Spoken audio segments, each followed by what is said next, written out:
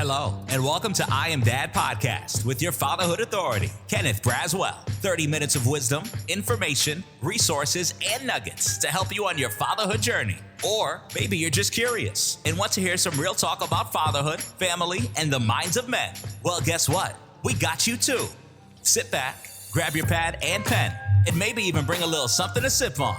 Enjoy 30 straight minutes of fatherhood, family, and fun with the Fatherhood Authority, Kenneth Braswell.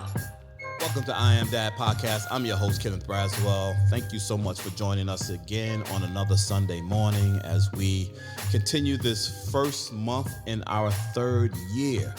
And man, the brothers that I've had have been so dynamic in terms of the conversations that we've been having. This thing, 2024, this year coming up, this is going to be, I believe that this is going to be an evolution year, particularly for Black men. And so I think that even for me personally, this year for me is going to be about elevating my voice. And so I've been in this work for a long time, operated and been the CEO of Fathers Incorporated. 2024 represents our 20th year. So we're celebrating 20 years of operation this year. And what I've decided to do is I speak so much on the subject matter, whether it is responsible fatherhood, Black manhood, Black fatherhood, Black men in general, and all those things associated with both of those. But one of the things that I don't share a lot is my journey, right? And those things that I have experienced in doing this work that are very personal to me as an individual, but very specific to me as a Black man, particularly someone who's driven, who's passion-driven, who is hungry for wanting to do this work for my community and for my people. And so that's the driver for me in 2024. And every person that I've had so far this year has been in that theme, which is why I know God has me in this space about the elevation of my voice, so that people who are behind me, who are also mission driven and ready to do this work and this calling that God has called them to do, and this passion that God continues to fire in their belly, they understand what that looks like and the burden of carrying passion. Like, we don't talk a lot about the burden of passion. Passion is not this thing that God did. It's not a talent. Passion is different from a talent. Talent is a tool of passion. When you have passion, passion is a driver. Passion is that thing that allows people to know who you are and what you are about without you even opening your mouth.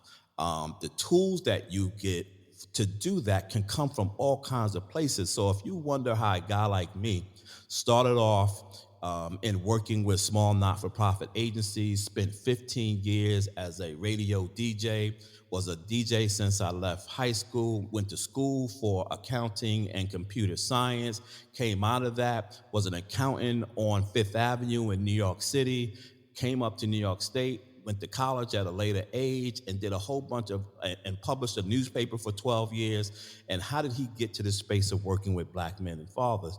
That's because God knew he needed that much time with me to establish my tools for the passion he was going to open up in me and the work that he was going to propel me into.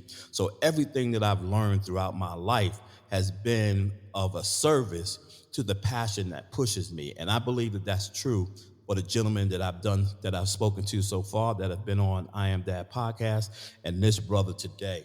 And so this young man today that we're going to be talking to, and that's the other thing I want to do this year. I want to tell more stories, and I need Black men, and I need our Black women, and I need our folks that are interested in supporting and building the capacity of Black people to kind of hear our stories. We don't do enough of telling our stories. We tell our ills and we tell our pains, but we don't tell our stories, and people need to hear our stories.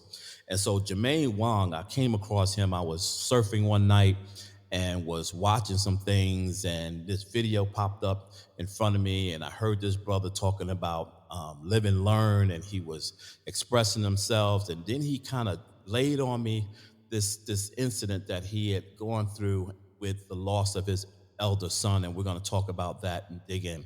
But I watched it, and man, I cried. I watched it 2 or 3 times, and I cried, and then I went back and I wanted to know more about him. And then I was like, you know what? Let me just reach out to this brother. Let me flip him something and see if he'd be willing to come on and talk to me. And so that's what we're going to do today. We're going to hopefully we're going to get him to tell that story, but I want to build on some of the things that he does in addition to that, that really said to me that this was, first of all, an unfortunate situation, tragic situation, but in God's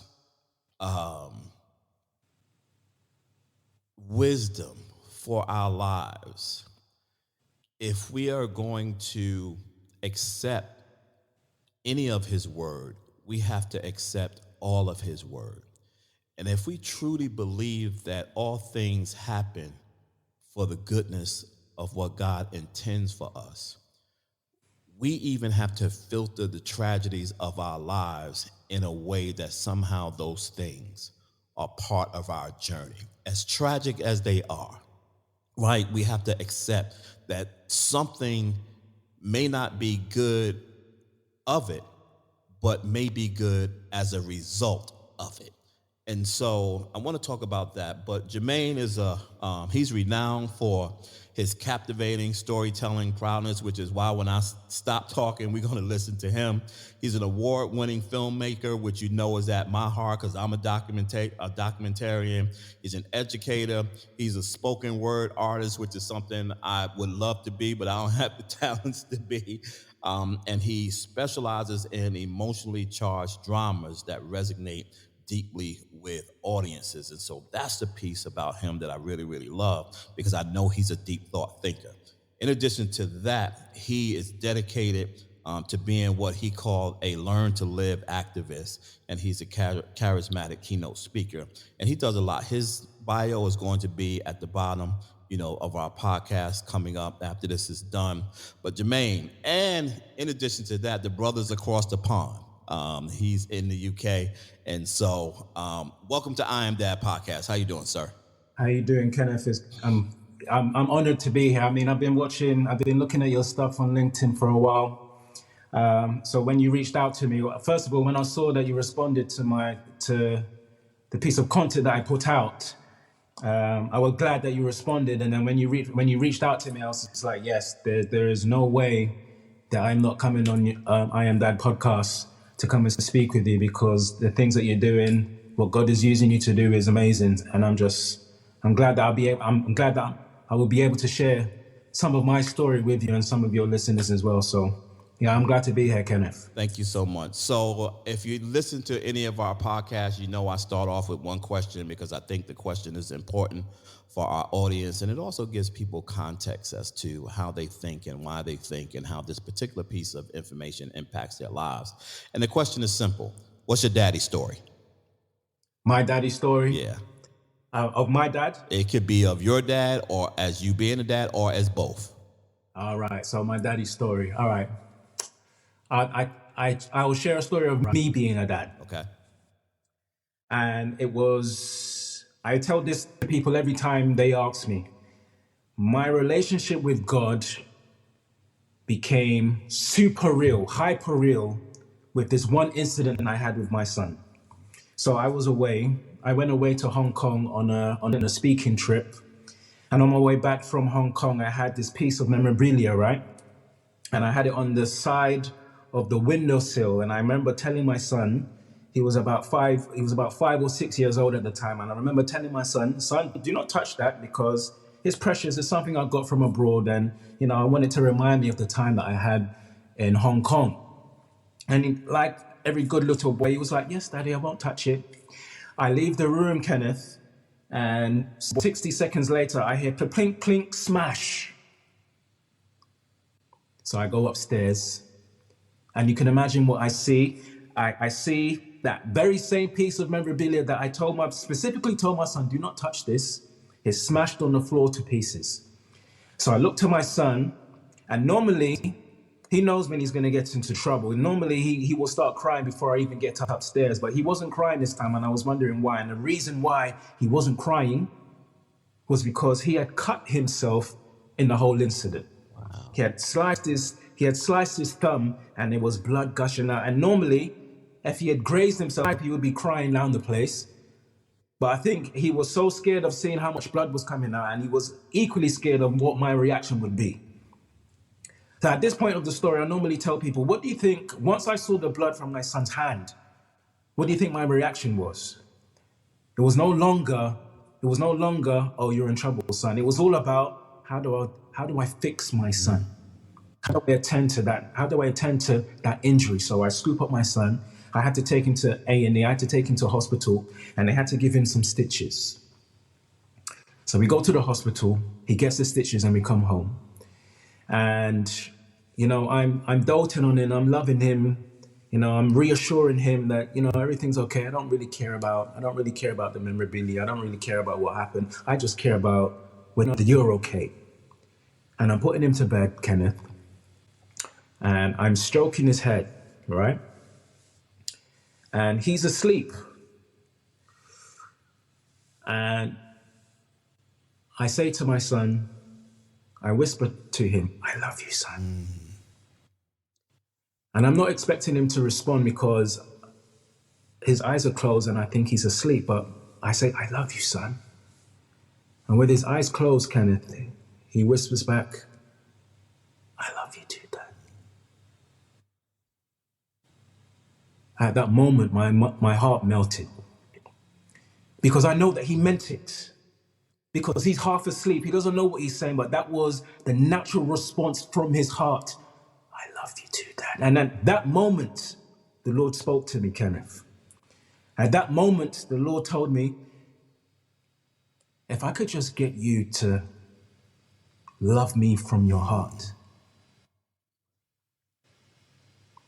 is there anything that you wouldn't do for this boy right now? And at that moment, when he responded the way he did, the world could be ending, Kenneth, and I would be hovering over my son like this. And at that moment, I realized how much the Lord loved me. How much the Lord desires our genuine love for him. Not a pretense love, not a I'm going to church because I need to go to church. Not I have to love. Not I have to do this because God requires me to do this, but a natural response, a natural I love you response. My son taught me that powerful lesson that day. And he continued to highlight God's love for me when I became a father of that boy. So that's my daddy's story. That's profound in the sense that, and I just give you a touch of it, just one element of it, because it's relevant to what you just said. And that is, I didn't meet my dad until I was 23 years old. And so when I finally met him, we never really connected like people should connect. And then some years after that, we just kind of disconnected again. And then he passed away. And so I often tell the story that my father died with all of the answers to my questions, with him. Wow.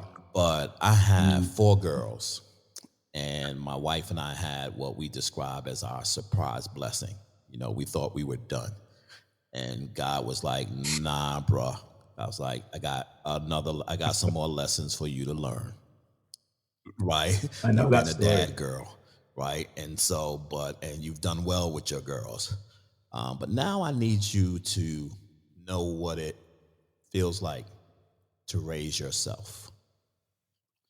Like, he didn't even say to me, it's time for you to figure out how to raise a boy. He said, I need you to kind of understand what it is to raise yourself. And when I heard that, it was kind of like, wow. I heard it, but I didn't hear it. And I was like, all right, what does this mean? And all throughout, my son is now 14 years old, or 15, he just turned 15. And all throughout these lives, all throughout his life, just like that moment for you, I've had these moments with him where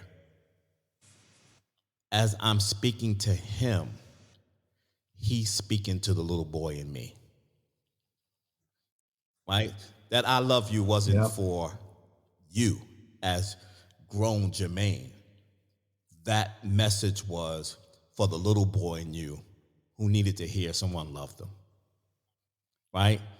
And so it's interesting when you think about Yep. our boys, right, and being boy dads, right, and trying to raise these kids that in some spaces we try to vicariously live through them, right? He's 15 years old. He's just a little over 6 feet. He's playing AAU basketball. He's a beast on the floor. And you want him to dunk and you want him to do all these things because you could never do them, right? and so and so you're leaning in, you're leaning in, and you're leaning in. When you think about being a dad, particularly to a boy, like what is it about raising boys for you that actually strengthens you? What strengthens me is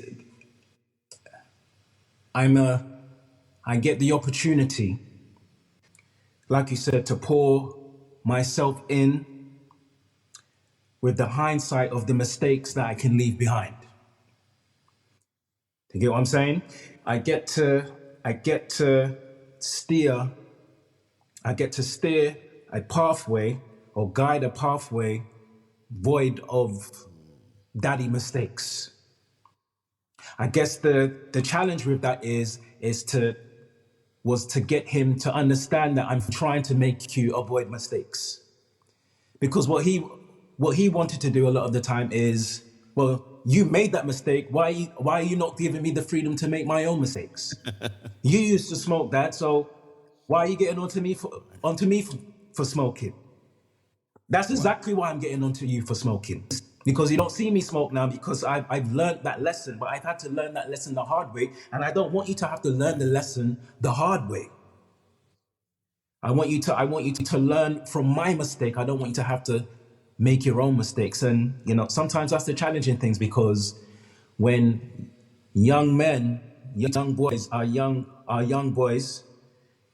they get to a place where they want to test the status quo. They want to create their own culture. And the best way for them to create their own culture is to rebel against the status quo culture. Is to rebel against the culture that's in the house. And a lot of the time I had to learn myself. A lot of the time I had to learn, this is not, though it may seem like my son's being rude or disrespectful, I've had to learn through study and through reading that it's not always rude and disrespectful. Sometimes he's just exercising his new way of thinking, and there is nowhere else for him to exercise that on. And the other thing too is when you think about this, like our role as parents is to raise our children to be independent, not dependent. And the moment that they show levels of independency, we counter that with trying to make them dependent. It's a crazy thing. It's like, I want you to be voiceful in the world. I want you to stand up for yourself. I want you to speak your mind. I want you to don't back down. I want you to do, and as soon as they do it, whoa. Like, what are we doing here? Like, I didn't mean me. I didn't mean for you to exercise those skills on me. You go and exercise those skills on someone else, but where else are they going to exercise? There is no other safety blanket for them to exercise those skills. And that was a tough lesson I had to learn with my son, that, the principles that I want him to display, his first point of call to display those principles is going to be on me. And the thing is, he's going to call me out when I'm not living up to the same principles. And that is another one of the hard things. That's another one of the lessons that he taught me, how God is expecting me to behave. Practice what you preach. Practice what you preach. And if you're going to discipline him for this, don't be upset when I discipline you for the same exact thing under a different package. absolutely. So, Yeah, he, the interesting thing, about him, about KJ, is he is, in addition to that, he's smart and he's intelligent and he's logical, like our children are today, right? This is a generation of children, and I talk about this when I'm talking to parents. This is a generation of children who actually has more information than you. absolutely. And they may even be more knowledgeable than you. Yeah. What they don't have is the same level of wisdom. 100%, Kenneth. Right, but they still know more than you, and they have more access to information, so they can fact check you two ways. One is through your own behaviors, and the other way is, let me check and see if what he's saying or what she's saying is actually true and what somebody else is. Because I've had my son like do it to me, like literally go to Google and look at something to see if what I was saying, was right. And I don't want to chastise them because that's what we're building them up to do. It's like always seek the truth, right? And so don't expect that everything I say to you, is truthful. But you told this story, and I want to get into your son. But I was watching a video where you were speaking about your son, and in the middle of me crying, I just started laughing because I remember going into this nature of men and women when we go out into public spaces, right? And so when KJ used to go out with his mom, like she's always holding his hand. Like no matter what she's doing, she's proficient at holding his hand with her right and doing everything else with her left, right? Because she's holding on to him to make sure that he doesn't go anywhere. With me, the moment there's no danger, meaning we're out of the parking lot or we're anything else, I let go. And my connection and control over him is my presence and my voice and my instruction, right? Which is for all of my kids was always, if you can't see me, I can't see you. And you can never not see me. But as a boy, again, my girls never did this. But why does my boy go in and underneath the clothing rack in the middle of it to hide from me? And now I'm frantically like losing my mind because I think somebody has snatched up my boy. Please tell that story about your son and the stairs. Oh my goodness, that was all right. So there was, again, and I give him specific instructions, Kenneth. Do not go outside. Do not go outside the gate. Or if you do go outside the gate, make sure I can see you from outside of my window. Again, like the good little boy he is, he says, yes, Daddy, I won't go outside the gate. So I'm inside and I'm doing what I'm doing, and I look out the window and I don't see him. I say to myself, he's just taking a little bit of freedom just to go a couple of steps around the corner. So I look, he's not there. I look to the other side, he's not there either. And the last person I want to alert is his grandmother, because she's also going to take everything to DEFCON 11. So I call out his name, Keelan.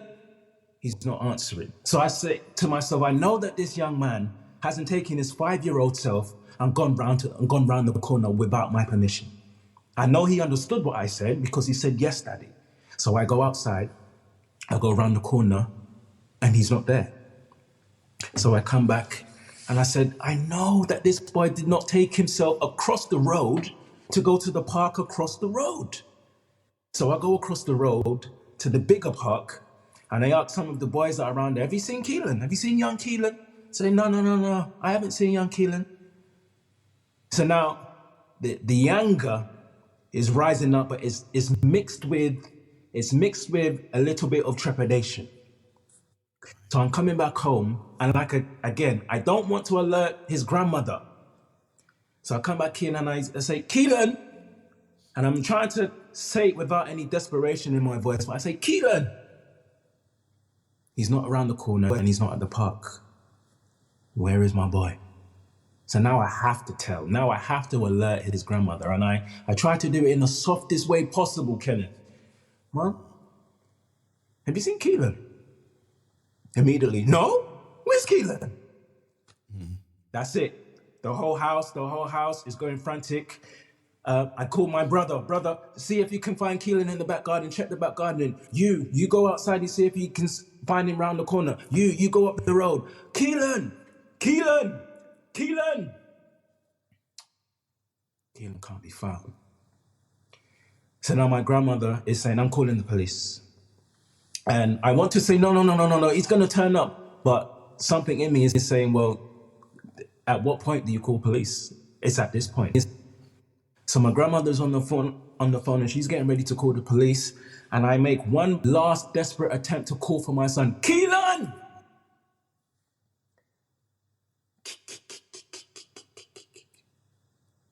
heard this tiny little cackling in my ears. I said, Keelan?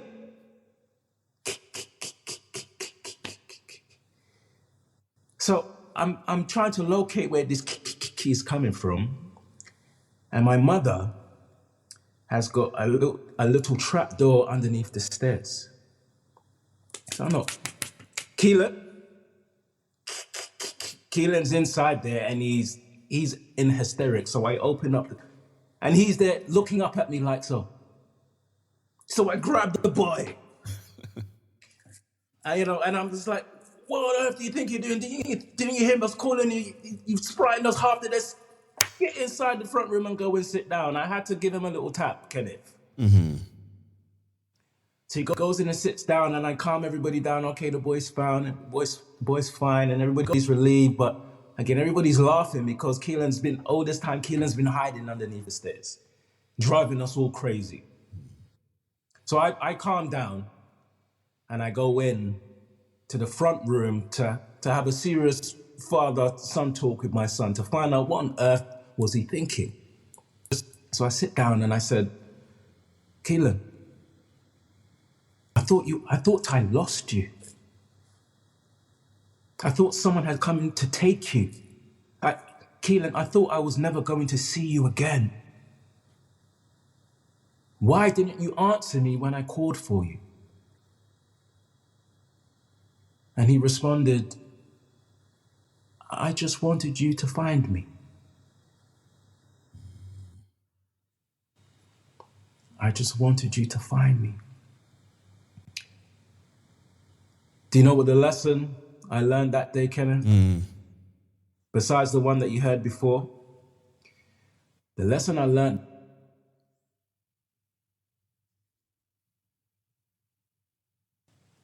the Lord telling me, you know the reason why a lot of people don't come to me when I call for them? I said, what, Lord? Why?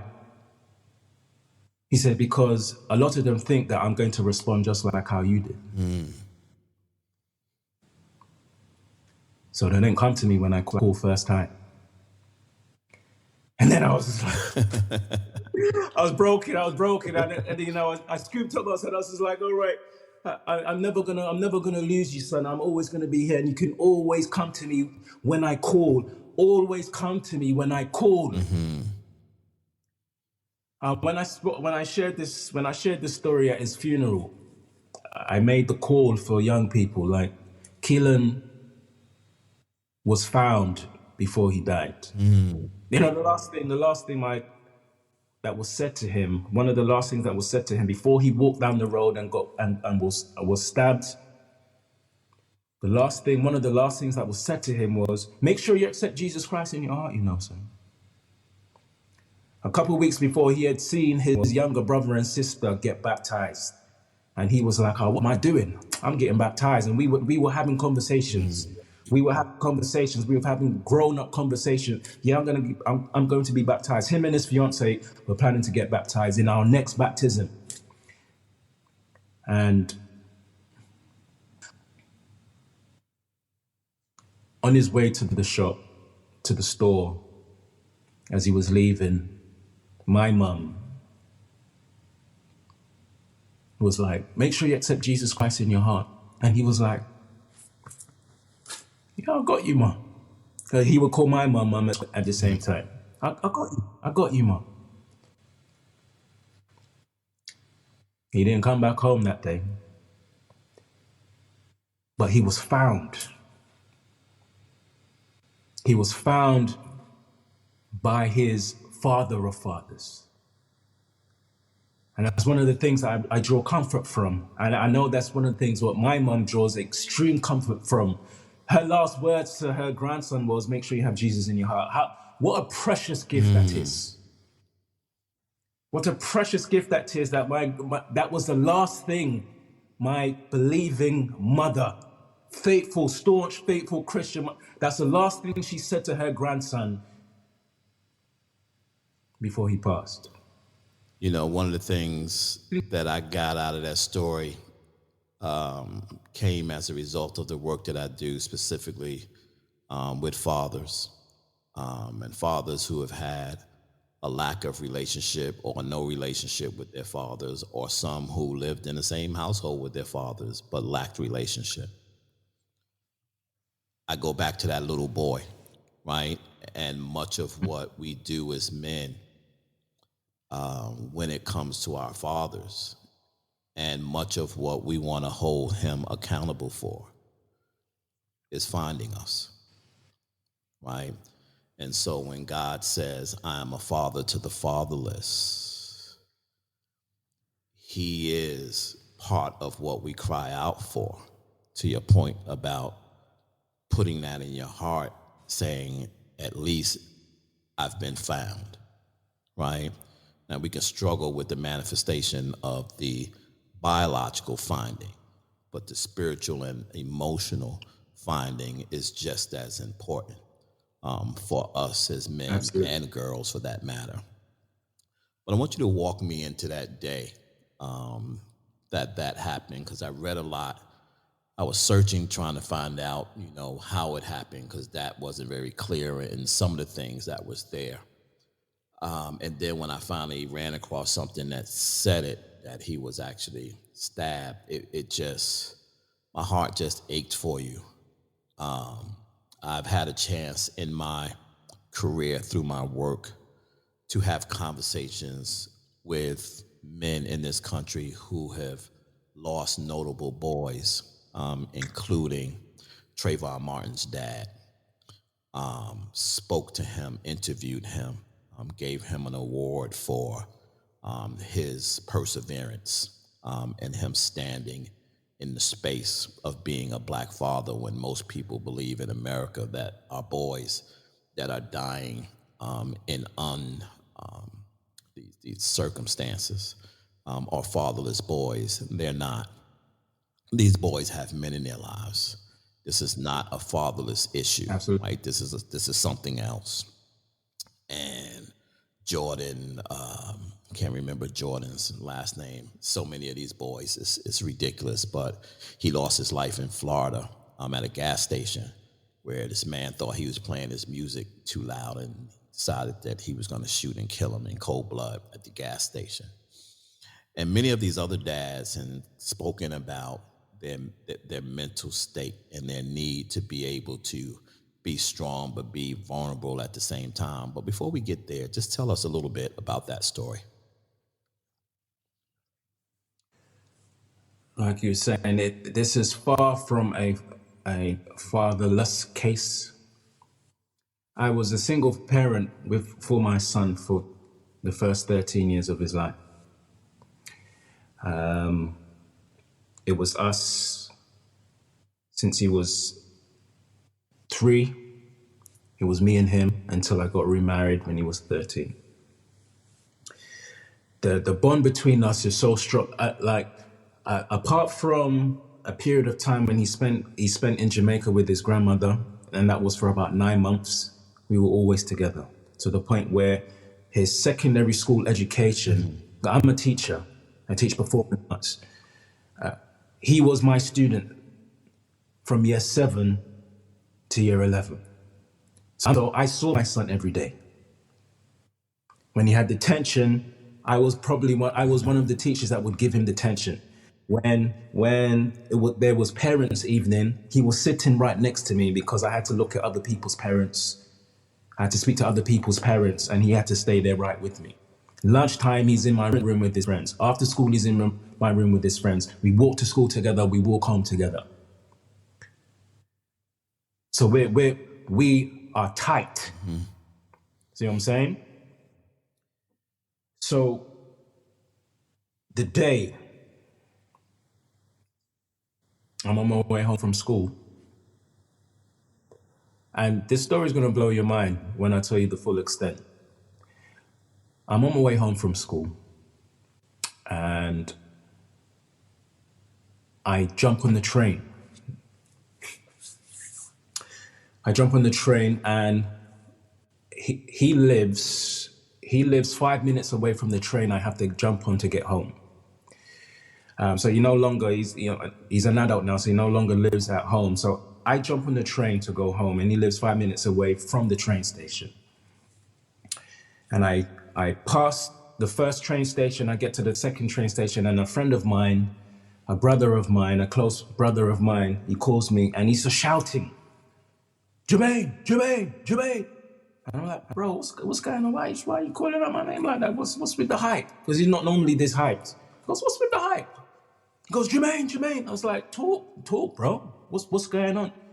He goes, whatever you're doing, come off the train now. And I'm like, what's going on? And at first I'm thinking, I'm thinking there's so much noise that's going on. What is this? Are you at a party? What's going on? Is it, whatever you're doing, come off the train now. Something's happened.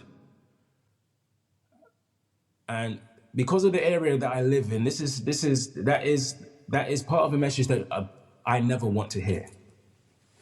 My mom will call me sometimes at odd hours, and I will get scared because I'm thinking, what are you calling me for? Is everything all right? Is everything all right? It's the call that you never want to hear. I have brothers live in Brixton that live in the area. So my first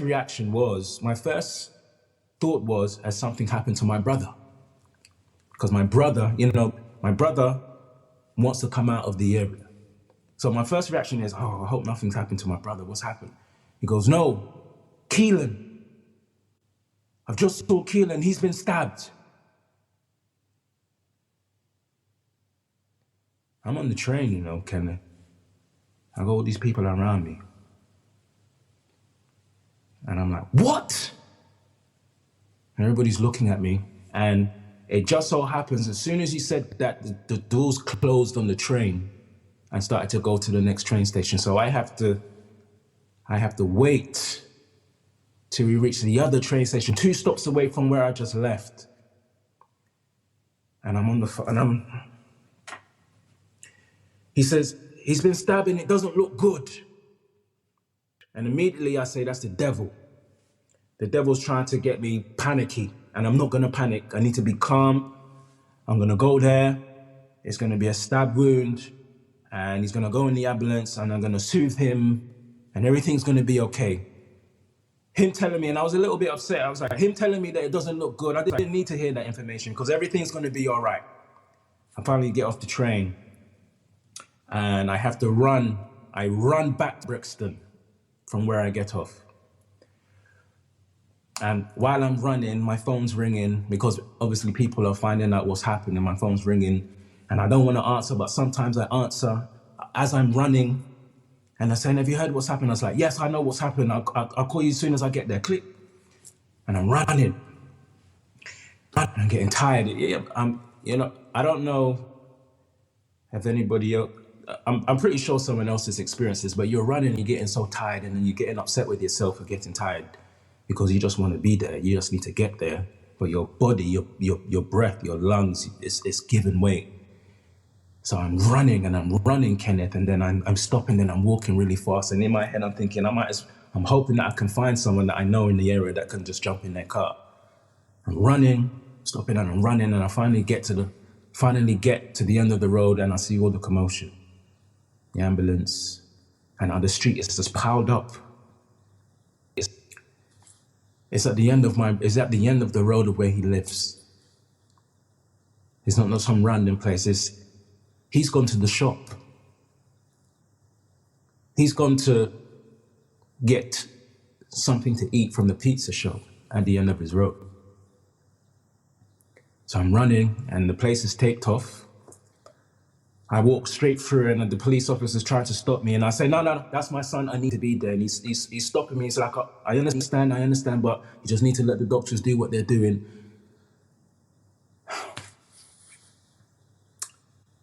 So he's talking and then some of my family are behind the tape and I'm turning to them and I'm telling them, you just pray, everyone, okay? It'll be okay. You'll be okay, just pray. And they're crying and I'm trying to hold it down for everybody. I look down and I see the knife, I see the weapon on the floor and I'm like, Jesus Christ. That weapon has got my son's blood all over it.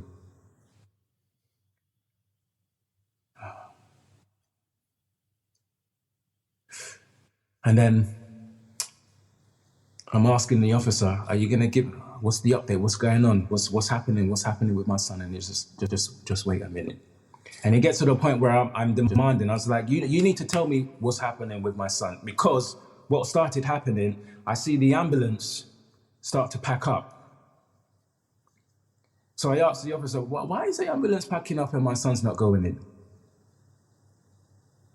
And he looks at me and I goes, why is the ambulance looking like they're packing up to go and my son's not in the ambulance? Why is the rush? Why does everybody seem like there isn't a rush anymore? And he said, can you come with me, sir? And then they do what they do, don't they? They take me around the corner. And the words that you never want to hear, and I'm so sorry.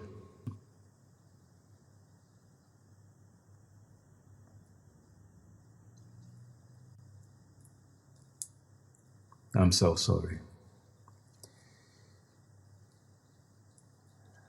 Tuesday, the 23rd of October, Tuesday, the 3rd of October, 2023. Life changed.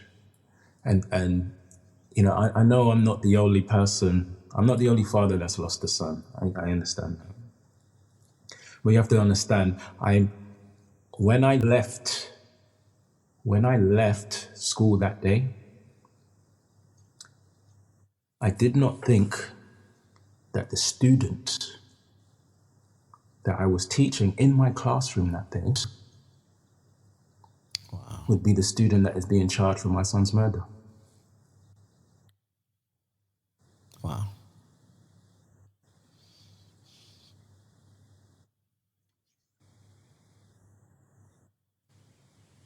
He sat beside me. And this is, you was talking about passion earlier. The passion's different from talent, and I couldn't agree with you more than what, I couldn't agree with you more. Because passion is the fire that has been, that is aroused in me now, Kenneth. Because I love the boy. Because I'm his dad at school. He's sitting right next to me and I'm telling you, you're going to pass this GCSE because I'm not going to allow you not to pass your GCSE. I know that others can't stand you in their class, but when you're in my class, you thrive, don't you? Yes, sir, I know I do thrive. When you're in my class, I know I don't allow you not to concentrate, right? You can't get away with it. You get away with it in other classes, but in here, you're not going to get away with it, right? Focus, right? Right. Focus. No one can't touch this kid in other classes. No other teacher can't touch this kid. You can't tell this kid to sit down and him listen. But I'm his dad in school, and he's there. He loves me. The other student loves me. He came in that week. How you doing, sir? I'm all right. How are you? I'm fine. Oh, sir, can I join your class to do drama, please? Oh, man, you should have picked that. You should have picked it from last year. I can't just maneuver. Oh, man, really wish I could be in this class. Anyway, have a good day, sir. Those two left my class that day, not realizing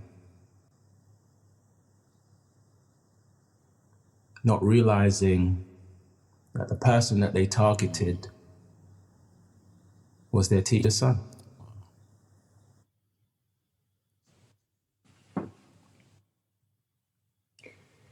So the passion now is, Lord, what predicament have you placed me in? Where the culprits, and there's three of them, the main culprit was someone I don't know, but he's only a year older than my son. So it's probably, so I've been teaching in that area since I was 16 years old. So I've been teaching for many, many years. I might not know him, but I know him. I know your family. I know somebody. Right. You know what I'm saying? I know somebody. I definitely know the other two younger ones that are with. What predicament have you placed me in, God? Because I love these guys. But these guys have taken my prince, my eldest. Right.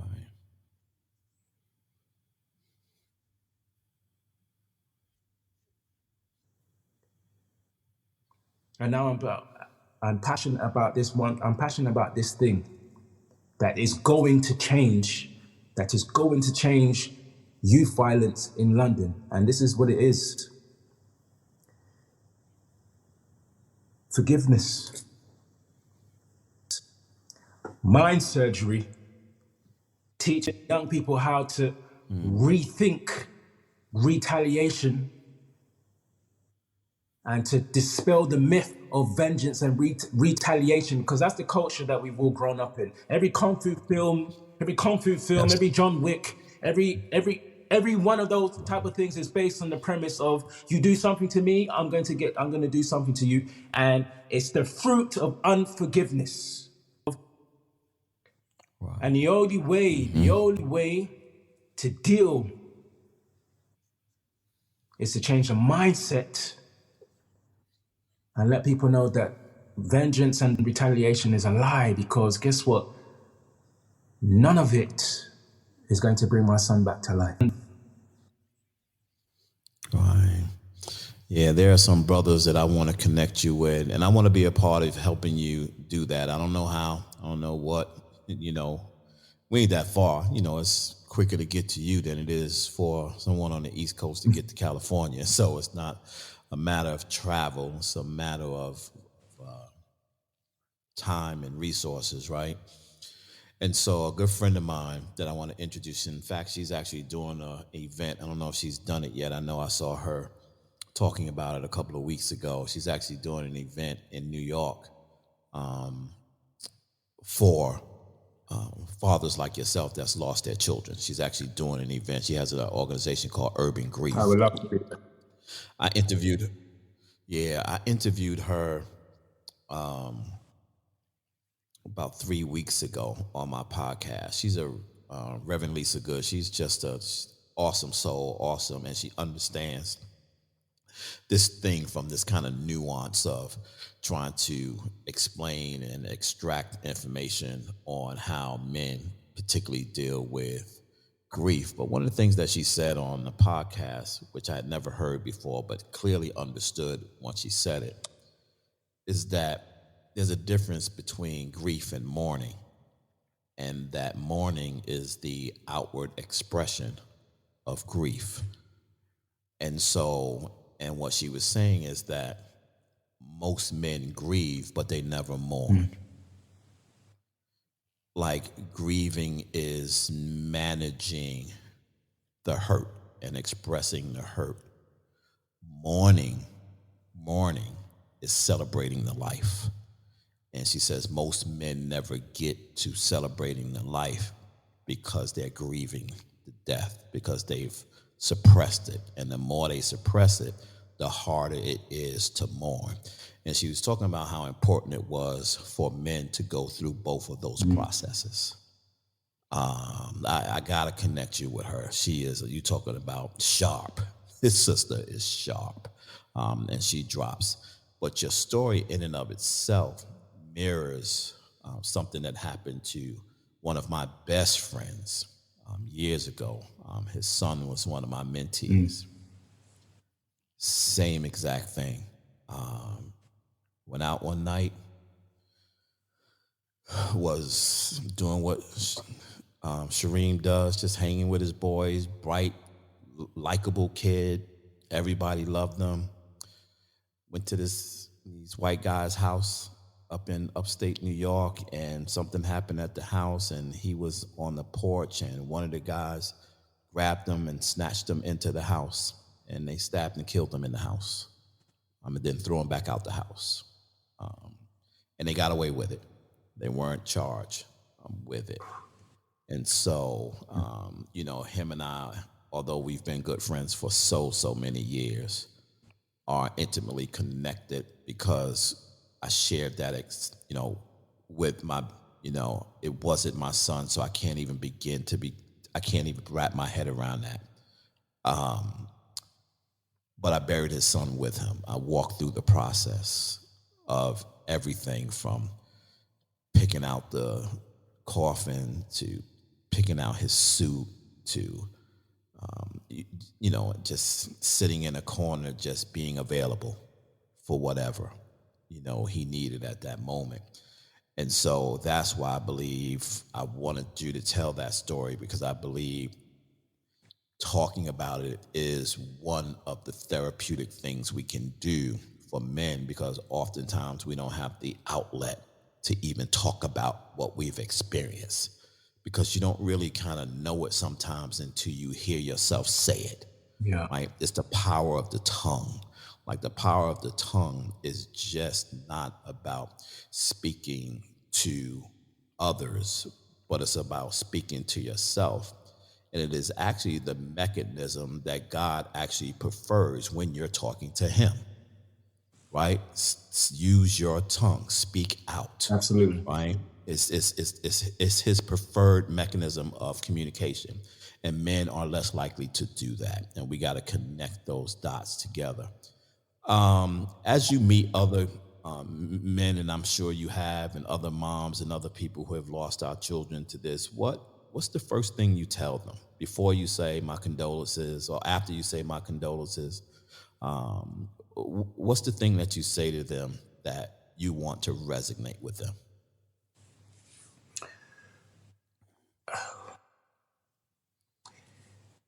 Normally what people say to me, there are no words. That's been the popular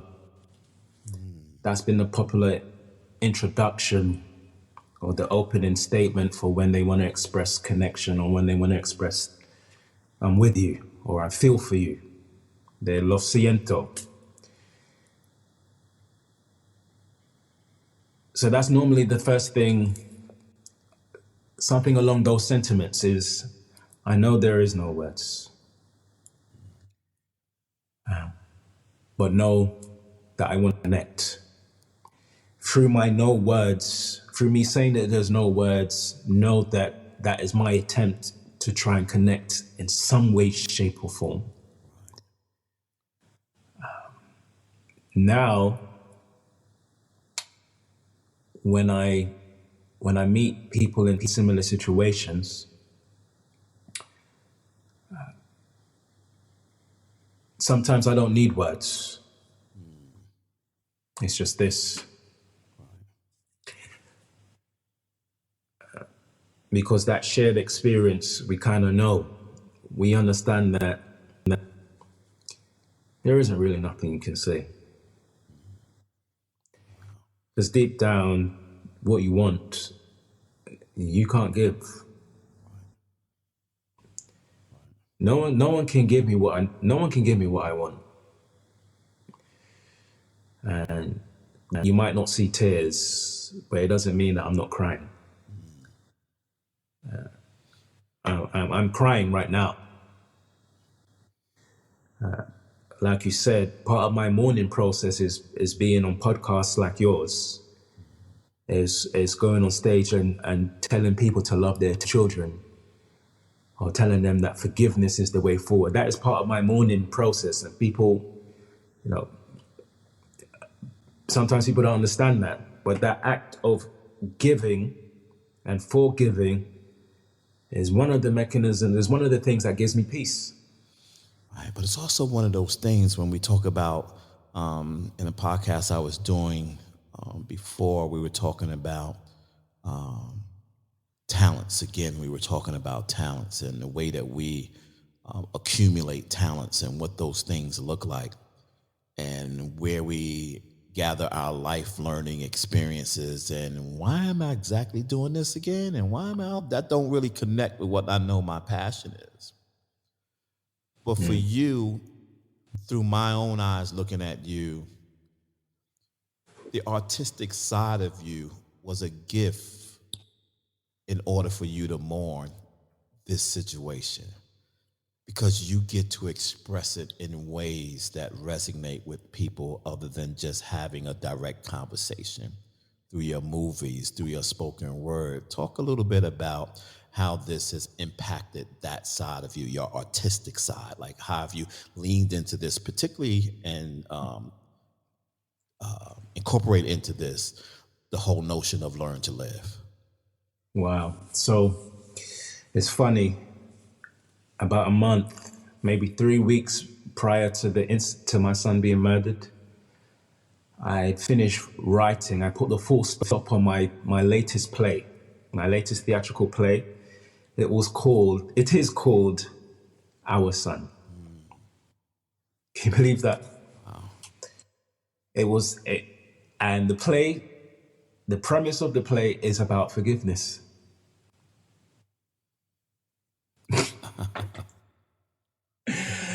3 weeks before it happened, I finished writing a play called Our Son, and the whole premise is about forgiveness. And the scenario is a father who has not seen his son for 10 years, and his son turns up at his door wanting answers.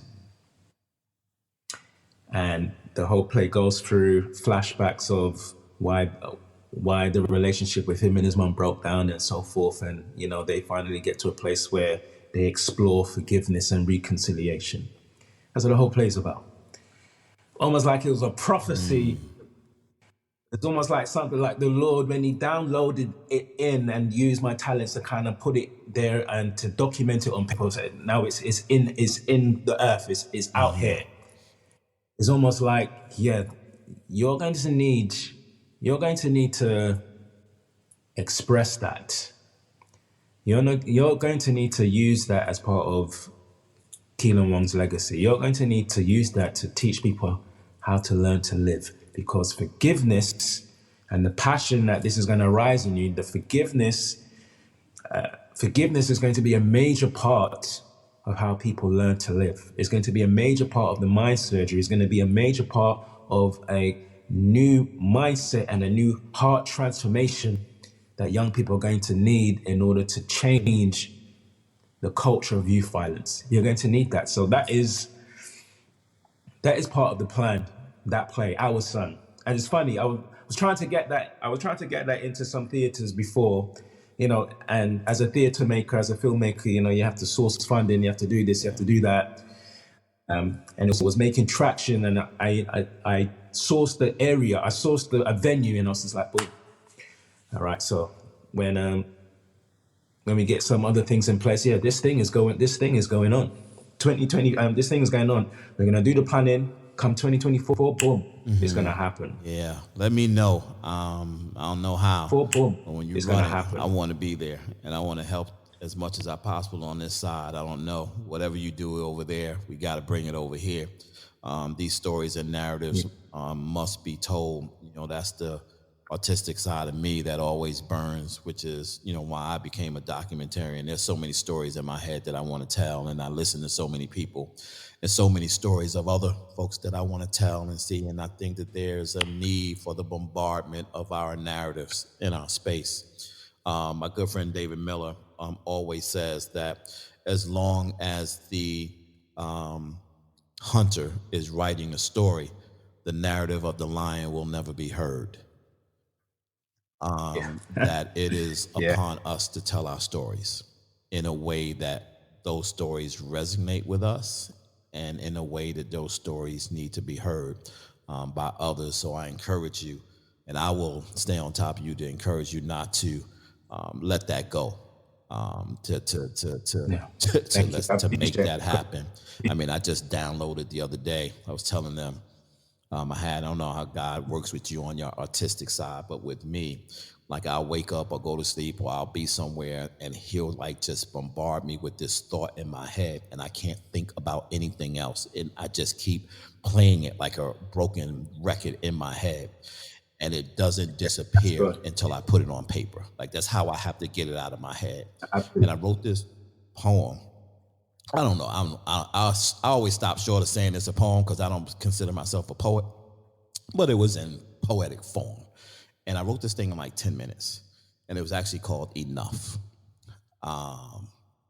Because moving into 2024, one of the things that I want to begin to start talking to passion-driven people about It's this whole notion of enough. And what is your punctuation after enough in your life? Because a period says you've had enough, nothing else. A comma says enough, something else. A question mark says enough, Yeah. I don't know.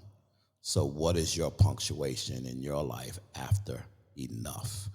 And how do you resonate with that? And that's what the whole poem piece, I haven't released it to the public yet because I'm still playing around with how I actually want to roll this out into the space. I want to actually go out and start speaking about this in spaces because I think that not contradicting, but in the contrast of what you were talking about with respect to your son and then this young man who's in your classroom, on one side of the tragedy is the loss of your son, but on the other side of the tragedy is the perpetration by someone who looks like us, who is probably lost in some way as well. Can't be exonerated because of his action, but has to be thought of, has to be given some consideration as to Oprah Winfrey. I was interviewed by her about 3 years ago for a thing that she did called Honoring Our Kings. And one of the things that she did is she sent me a book like after the taping of the show. It just came to me in the mail and I opened it up and I'm like looking at this book and Oprah's signature is in there and she wrote a note to me. But the book was called What Happened to You? And she was saying to me that in your work, it's going to be important for you to not only ask the question, what did you do? But it is more important to ask the question, what happened to you? Because we all know what you did, but we all don't have the patience to explore what happened to people, right? And so your point about really finding ways to eradicate youth violence or at least slow it down enough or change the pattern of it, any of those things. I think one of the critical questions in doing that and talking to our youth, particularly the ones that engage in that behavior, is the work of dealing with what is happening to them. Right? Yeah. It's the programming. It's programming. Programming, the output, when you put an input into a program, computer system, you're going to get an output. It's about what's going in the mind, the culture that we've grown up on, the high R's, the clock backs, everything that we grow up on. Growing up, it was, you killed my father, you killed my brother. You go off and you learn the Kung Fu style, the drunken style, and you go back and you take care of business. And that is the myth of vengeance. That is the myth of retaliation. Because at the end of the day, even though he goes back and you feel that sense of satisfaction, that sense of relief, it's a lie. It's an oasis in a desert. It's a lie because the brother doesn't get back up after you've done it. My son is not going to get back up after you've done it. And every statistic shows, every piece of research shows, when you do engage in that, the trauma doesn't lessen, the trauma increases. How you deal with your life doesn't get easier with your retaliation. It actually gets harder with your retaliation. So it's actually a myth, it's actually a lie. So we have to change the input in order to get a new output. And for me, 100%, I believe for me, it's about teaching forgiveness. But I'm not talking about any type of forgiveness, Kenneth. I'm not talking about forgiveness that forgoes retribution. I'm not talking about forgiveness that buries its head underneath the sand. I'm not talking about a forgiveness that makes everything okay and doesn't hold the violator to account. I'm not talking about that type of forgiveness. I'm talking about the forgiveness that rejects retaliation because it chooses to march forward to imagine a brighter future. Forgiveness Forgiveness is a choice to make past violations livable. And on that note, Brother Jermaine, thank you so much, man. I appreciate you. And as my board chair always says, I love you, and there's absolutely nothing you can do about it. He's that dude. He is that dude. And I didn't even talk to you. I have to bring you back on and bring with to some other brothers to kind of talk about this forgiveness, because we also have a good friend of mine who is steeped in that work around forgiveness. I want to share his contact information. He has an incredible, I need to get him on my podcast. He just actually came from over there speaking. So somewhere he was over there speaking. Same thing happened with his son. He lost his son to a friend of his, murdered his son. And he actually went to the prison some years later to actually forgive the boy for killing his son. It was on, I don't know if it was on CNN, but it was covered when it happened. He went in. And so now he does this thing around the world talking about the strength and powerfulness of forgiveness. I want to share that with you because he's a incredible dude that's, unfortunately had that tragedy happen in his life, but have figured out how to now use his talents and his artistic space to forward that conversation, to help heal others. And so, man, I appreciate you. Thank you so much for all you do. My condolences, and to your point, I have no words. I really don't. I mean, this is all I could do right now, right? This is all I could do. And yeah. And so I receive it, bro. To all of my I Am Dad podcast listeners, thank you so much for joining us. My new brother, Jermaine Wong, he's over in the UK, in London, and hopefully we'll be able to kind of connect and do some work together. But you know how I like to leave you. Always be kind to others as you're kind to yourself, or you might find yourself by yourself. Always shoot high for your goals, because even if you miss, you'll be amongst the stars. And as my good friend Art Mitchell and mentor always used to say to me, it's nice to be important, but it's much more important to be nice. Till next Sunday, peace out. Thank you so much for taking the time to spend with us. You've been listening to I Am Dad Podcast. We hope that you have been informed, encouraged you to think, or even inspired your heart for the love of dads. The conversation does not end here. Come back and join us next week. Same time, same place. Or you can continue the dialogue on our I Am Dad Facebook page. We also invite you to listen to past episodes, learn more about us, and keep up with special activities by visiting IamDadPodcast.com. That's IamDadPodcast.com. Until next time, I leave you with this reminder of manhood from 1 Corinthians chapter 13, verse 11. When I was a child, I spoke as a child. I understood as a child. I thought as a child. But when I became a man, I put away childish things.